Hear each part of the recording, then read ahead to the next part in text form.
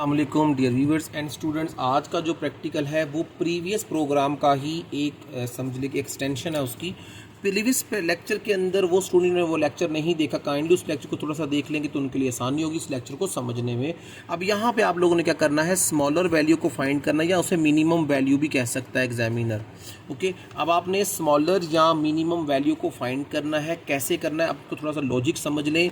आप यहाँ पे कोई से 3 वेरिएबल्स डिक्लेयर करेंगे, इन तीनों को आपने वैल्यू फायर करनी है और फाइंड करना है कि इनमें सबसे कम वैल्यू वाला वेरिएबल कौन सा होगा। जैसे आप इसको वैल्यू देते हैं 10 और इसको दे देते हैं 25 और इसको दे देते हैं 5, तो यहाँ पे आंसर का डिस्प्ले पे आएगा कि सी इज़ द मिनिमम या स्मॉलर वन। ओके, अब इसकी लॉजिक को बताने के बाद हम इसकी थोड़ी सी बेसिक की तरफ चलते हैं। अब आप लोगों ने सबसे पहले क्या करना है स्टूडेंट्स, यहाँ पे एज पर रूटीन आप लोगों ने सबसे पहले ये इंक्लूड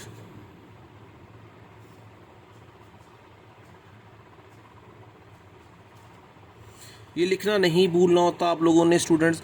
और रिमेंबर डैट कि इसको लोअर केस में ही लिखना है, यानी कि इसको छोटी ABC जैसे मैं अक्सर समझाता हूँ बच्चों को, तो आप इसे लोअर केस में लिखेंगे। ओके, ये लिखने के बाद अब आप लोगों ने यहाँ से आप लोगों ने एक्चुअल लॉजिक को स्टार्ट करना है students.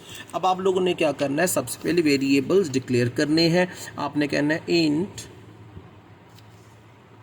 A, B and C here are the 3 variables।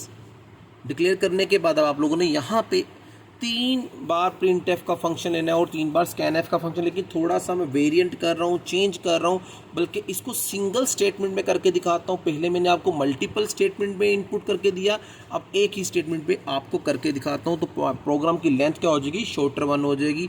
अब आपने यहाँ पे लिखना है printf, आपने यहां मैसेज देना है enter the value of A, B and C। आपने तीनों की वैल्यू का कहा। अब आपने स्कैनएफ लगाना है। स्कैनएफ को बड़ा केयरफुली लगाइए, यहां पे मिस्टेक ना हो कहीं आपसे।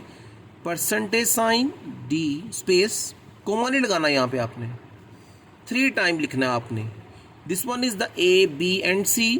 उसके बाद आपने यहाँ पे कोमा लगाना है और एंड ऑपरेटर के साथ आपने A, फिर एंड ऑपरेटर के साथ B और फिर एंड ऑपरेटर के साथ C लगाना है। डियर स्टूडेंट्स, ये काम आपने करने के, इसका मतलब क्या हुआ कि यहाँ पे आप लोगों ने अपना प्रिंटफ और स्कैनर का फंक्शन सिंगल गो में कंप्लीट कर चुके हैं।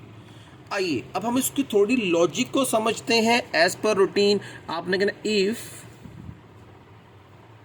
आपने कहना है A लेस देन B। अब यहां पे एंड ऑपरेटर आपने कहना है A लेस देन C, तो प्रिंट हो जाए कि A इज स्मॉलर। फिर आप लिखेंगे एल्स इफ, फिर लॉजिक टेस्ट लगाएंगे। आपने कहना है B लेस देन है किससे, A से। एंड ऑपरेटर आपने कहना है B लेस देन है किससे, C से। तो क्या प्रिंट हो, printf। अब लिख देना है B इज स्मॉलर। अब उसके बाद आपने यहां लगाना है एल्स। अब अगेन आपने इफ नहीं लिखना, अब आपने लिखना है printf। यहां पे सिंपल मैसेज देते हैं C is smaller. Program complete हो गया। आप यहाँ पे लिख देना है गेट करेक्टर और यहाँ पे डेलीमीटर लगा के क्लोज करेंगे। अब स्टूडेंट इसकी लॉजिक बिल्कुल सेम है कि आपने यहाँ पे 3 वैल्यूज़ को एंटर करना है। 10 जो कोई भी एनी वैल्यू आप एंटर करेंगे, ये इसको टेस्ट करेगा। जो वैल्यू भी स्मॉलर होगी, इस केस में देखें A भी कैपिटल, A भी ग्रेटर देन है किससे, B से, लेस देन है B से। मगर जब वो C एंटर करेंगे तो C जो है वो लेस देन है किससे, B से भी और A से भी। तो रिजल्टेंटली क्या होगा, हमारे पास आंसर क्या प्रिंट होगा पैनल पे कि C is the smaller value. Student ये बहुत इजी प्रैक्टिस है। काइंडली आप लोगों से एक ये रिक्वेस्ट है कि आप लोगों ने इसको वीडियो को लास्ट तक देखना है, इसको ज़्यादा से ज़्यादा शेयर करना और सब्सक्राइब करना नहीं भूलना। Thank you for watching my channel. अल्लाह हाफिज़, अस्सलाम वालेकुम।